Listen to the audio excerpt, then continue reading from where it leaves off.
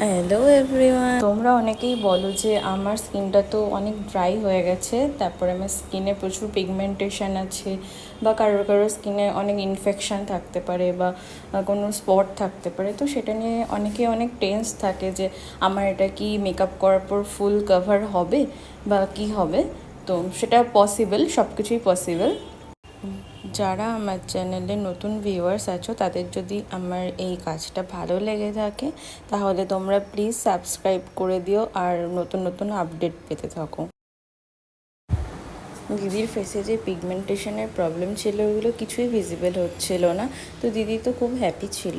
এবার তোমরা জানাও তোমাদের ফুল লুকটা কেমন লেগেছে, ফেসের মেকআপ, হেয়ারস্টাইল সব কিছু কেমন লেগেছে তোমরা আমাকে জানাও।